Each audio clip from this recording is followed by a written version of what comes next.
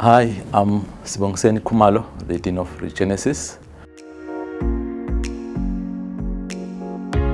What inspired me to become a dean is, I would say, curiosity and keenness to learn. I'm very passionate about learning new things, particularly in the space of academic enterprise. I was really willing to contribute in this role or through this role in the development of academic enterprise. It has been a steep learning curve. I'm learning every day. I'm learning about the role itself. I'm also learning about myself. But yeah, that's pretty much what inspired me to take on this position. It's the keenness to learn and also to contribute to the academic enterprise. In terms of my academic journey, I have a background in humanities. My undergraduate is in humanities, industrial psychology, industrial sociology, and social anthropology. And I went on to do an honors and a master's in social anthropology. Again, there I was curious about people, learning about people. Right now, I'm studying towards completing my doctorate in business management.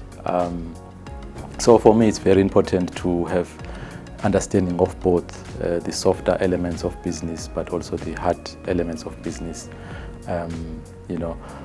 through not only studies, but through exposure and experience. And so my take to continuing learning is that people should really expose themselves to areas that would sort of complement what they know already.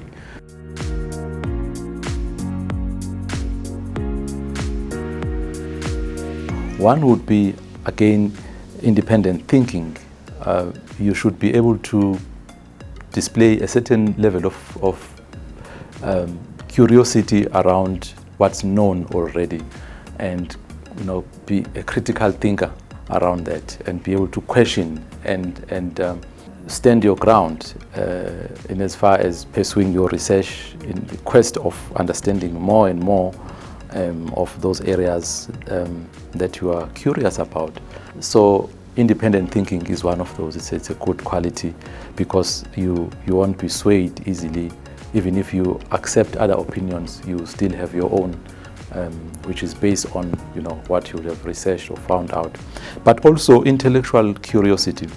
If we are not curious, we won't aspire to learn more or find out more. So that goes a long way. And again, it's about exploring new ideas, not settling for what already exists, trying to find out more. That's for me is curiosity, intellectual curiosity. I would say also ability to communicate. So that as a skill it's I believe quite crucial in academia, because you should be able to communicate complex concepts easily, make them accessible.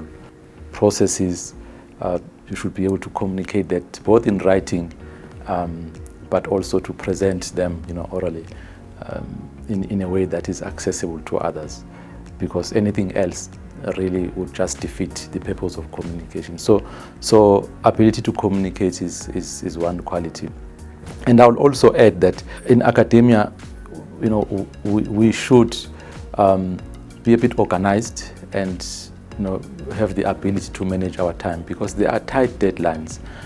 If you look at all academic activities, they involve time frames, deadlines, and so the ability to prioritize and stick to your deadlines.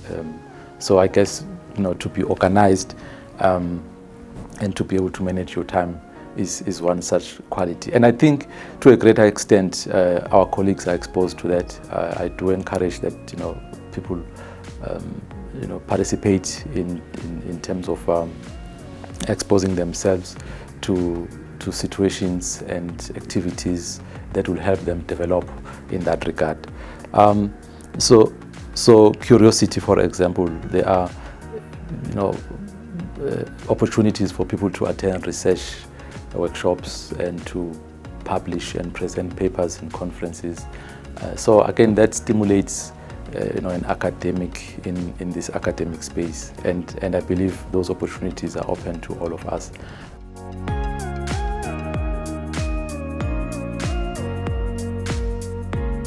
The evolving business education landscape, for me, this entails a number of things.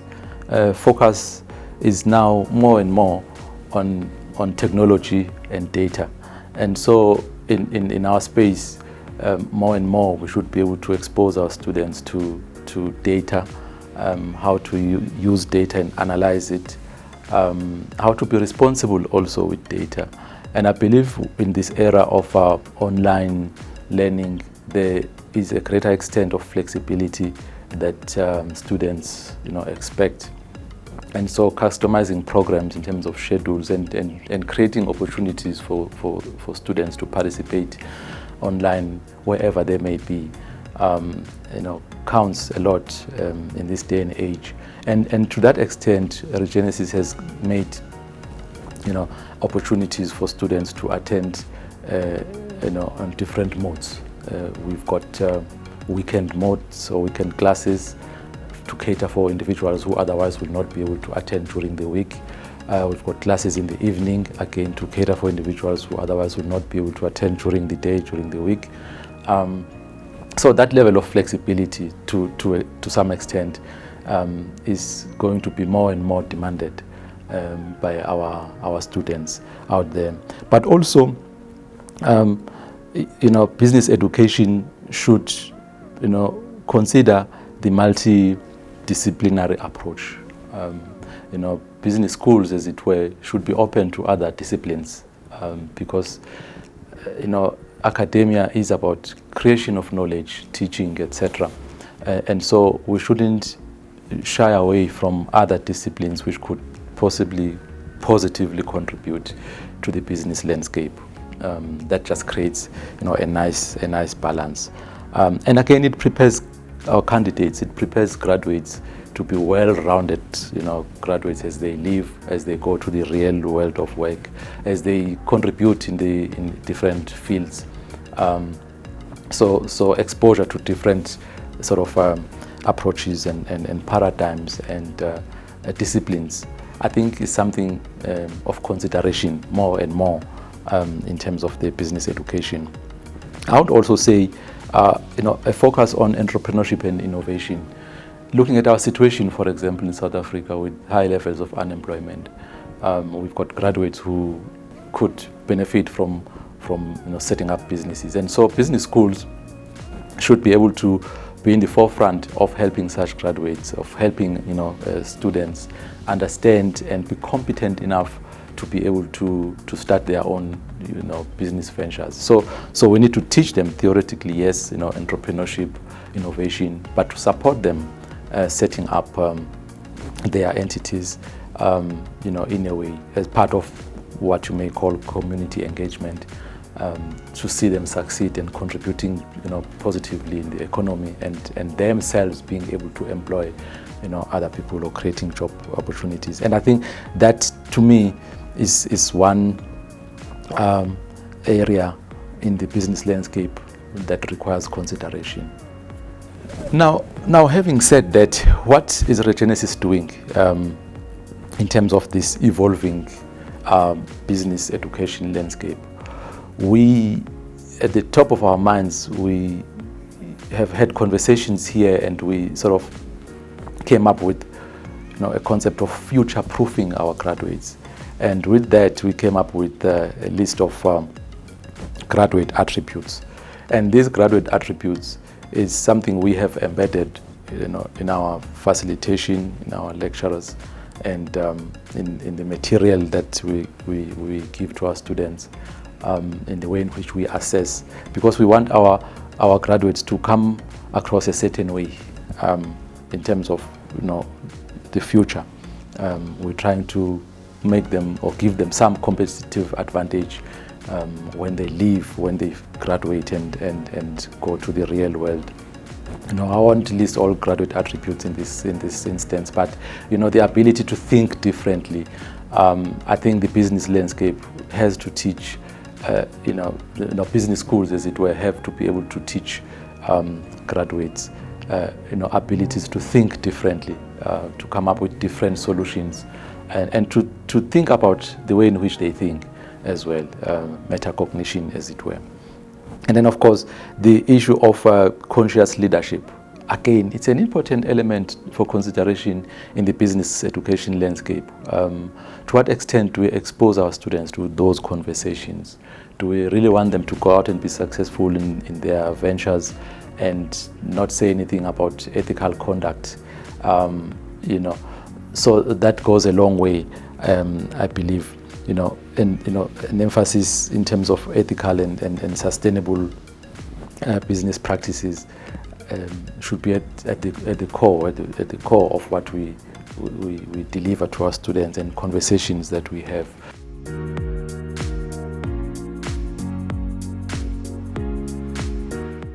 We've set up certain initiatives. Key of those initiatives would be the Academic Center of Excellence.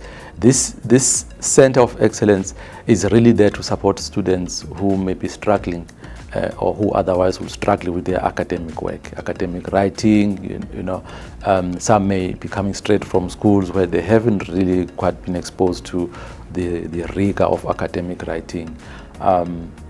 But also any other student who may be struggling, particularly first-year students. We're providing that support through this center. It may be in terms of language, in terms of numerics, mathematics, basic mathematics, writing styles, referencing, and all those academic skills. So this center is quite important as an initiative to help our students succeed, because those skills are not only relevant in the academia or academic space. They will use them as they live, as they progress, in their academic careers, but also as they step into the business world or the world of work, as it were. So that is one initiative. And the other is we have employed and are continuing to recruit tutors. Tutors are junior academics who do not necessarily have all the experience in terms of publications and supervision, but it's bright individuals who themselves, would have performed very well in their postgraduate studies. A master's is what we would prefer, a master's degree or qualification in business context, business qualification. So these tutors, again, they are there to support our students, to handhold our students, not to do work for them, but to, after sessions, after lecturers would have taken place, tutors come in and fill in the gaps. They have conversations with students who are struggling. They are accessible in terms of, they could also, speak the same language as the student who otherwise may have not been able to, speak up in class or ask specific questions they may have in class. So we have those tutors, and we continue to employ more because we believe student success is important. Besides tutors, we have teams that support students administratively. Tutors will support students academically, but these other teams are there to support students in terms of administrative issues, because those issues to some extent contribute to whether a student becomes successful or not. And so that is also something we take quite seriously, and we are putting resources behind it.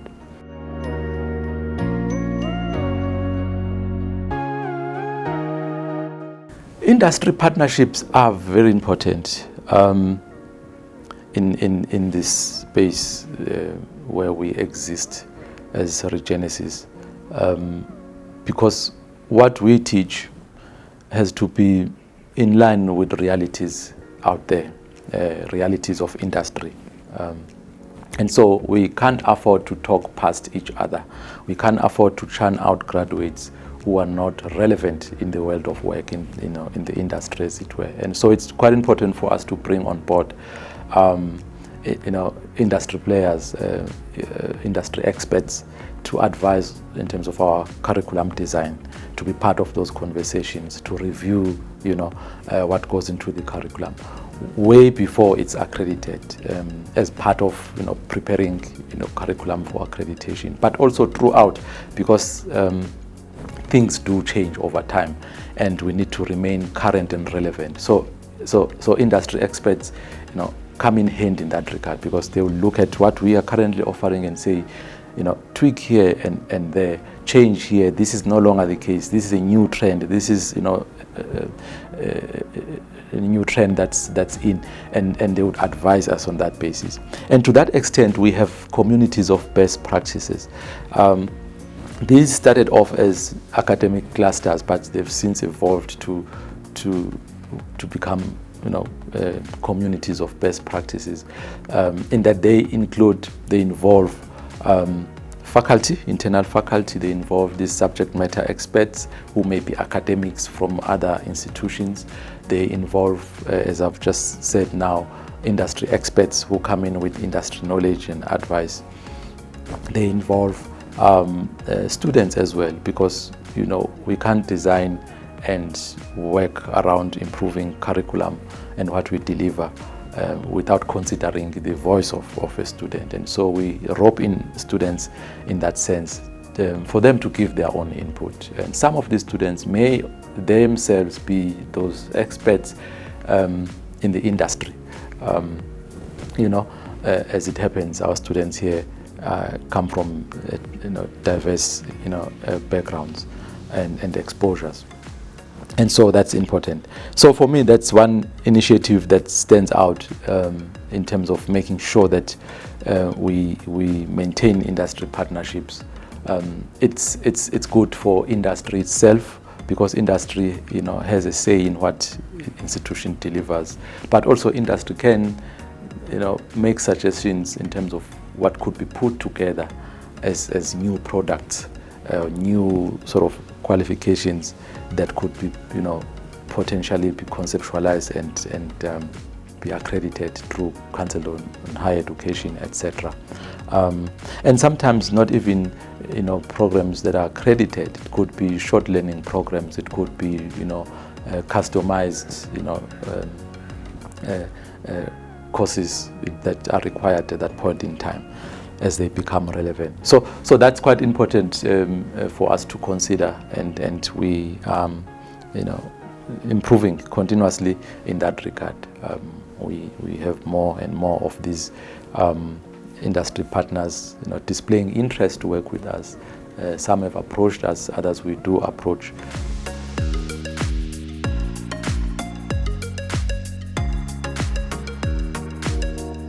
Culture of innovation and entrepreneurship. Besides the fact that we teach entrepreneurship, we teach innovation, and it's important, as I said earlier on, we do have, as any higher education institution, we do have community engagement at the core of what we do. And that means being relevant in the communities within which we exist, and to be able to contribute meaningfully. And what we have noticed is, as Regenesys, we have an opportunity to work with individuals who may be running small, businesses in our neighborhood, in our community around here. We could, have our students assisting those individuals to help them with basic, business skills. It could be teaching them how to do something, or business plan or marketing plan, or help them put together something that will improve performance of their business. Of course, this is not charity, but it's academic work that's done to uplift communities. And so as I was saying, we need to be relevant in the communities where we exist. And being a business school, we have to be relevant. Among other things, we have to be relevant in that way. We can contribute meaningfully by helping those small businesses. They themselves in turn will be able to grow their businesses, improve their processes, and employ possibly more people. As they grow, as they expand, they would create opportunities for employment, and that's how we contribute to the economy. But also, by the very nature of being a learning institution, we are agents of social change, we are agents of economic change, because we generate knowledge, we impart knowledge, we impact on individuals who will go out to their organizations and improve where they can using knowledge they would have gained. We publish research which contributes to people out there who would improve on their businesses on the basis of research that's published. And so in that way we are contributing to the economy, and that's something that defines the institution of higher learning, the extent to which we contribute meaningfully in terms of the economy.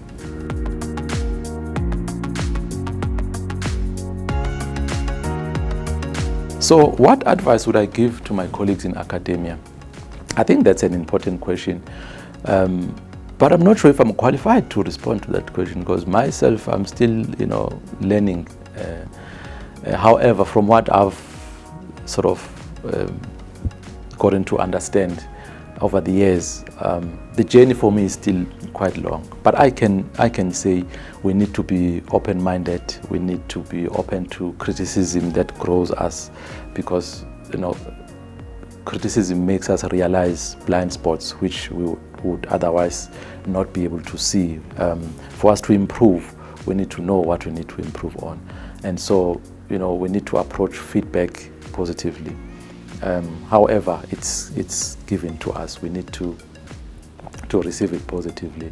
But also, I would advise my colleagues to be open to collaborations, because we should, move away from silo thinking, and we should have a mindset of collaborations, us internally, but also collaborating with other institutions and or individuals elsewhere.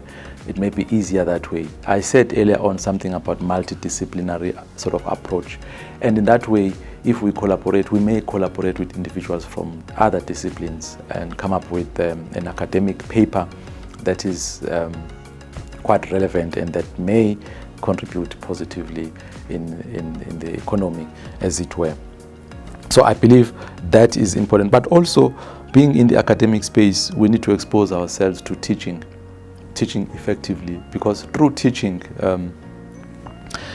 or facilitation or lecturing, whatever you may want to call it at this stage, the more you do that, the more you learn, because each time you prepare, you read a bit more, you read current content, you read current papers as you go to class, and you engage with your students, and you learn so much also from them, from your students, because as I was saying, some come from industry, some are already very experienced in terms of the industries where they come from, and so that creates an opportunity for one to learn as well. So it's two-way, you're not just downloading to students, but we are also learning from them as you engage.